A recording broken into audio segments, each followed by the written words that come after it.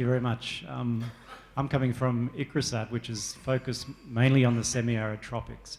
So a lot of my comments are around rain-fed systems in these semi-arid tropics. Now these systems, these climates, are already highly variable. Historically, they've been variable, so farmers have always had to manage these issues of climate, highly variable rainfall, high temperatures, long periods of drought. So much of the farming systems in the past were built around trying to manage resilience. And I think what's happened in the last maybe 50 years is that many of the traditional knowledges that we had and many of the crops that we used have changed, and our demands for productivity are much higher. So we're putting farmers are putting themselves at a much higher level of risk. So they're trying to earn better returns from the agriculture that they're farming. Many of the technologies are inherently climate smart, but and there's many examples of the cereals from the drylands, millets, sorghums, from the legumes, the pulse crops, and there's many practices that ICAR and CREDA and ICRISAT have developed that are relevant for resource-poor smallholder farming. But as we heard this morning, Mr. Singhal mentioned that markets are driving how land use is planned and how farms are designed. And so markets often drive the adoption of and deployment of technology.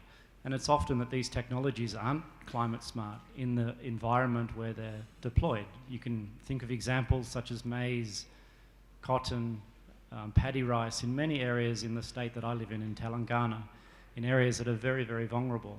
And this puts the farming system and the farmers under stress when the climate changes or when the climate is highly inherently variable.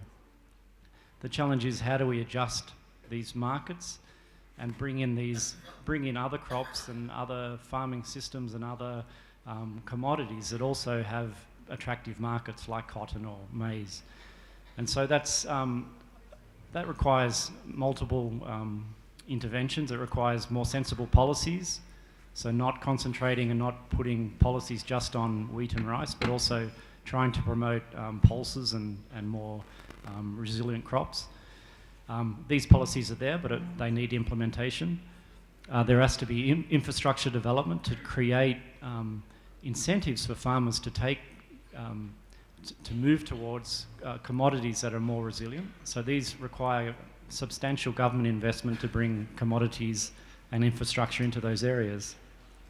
And it also needs much greater co-planning and co-design and integration with farmers. So farmers understand, I think, resilience, but they need to be much more supported in helping us change the behaviour of farmers and consumers. And finally, there's a lot of need for much more research on water use sufficient practices, on bringing genetic gain to our dryland crops, on some of these radical physiological pathways that I think one of our speakers talked about this morning, actually changing our crops from a C4 to a C3 or a CAM. But these things are blue sky kind of research. And finally, the last comment would be a lot about climate risk management. There's many technologies to help farmers and deliver information directly to farmers that's location specific, that's specific to their farm and is relevant to the crops and the enterprises that you're using. And digital agriculture is one of these fantastic technologies that is going to bring great innovation in this area of climate risk management. So there's a couple of comments.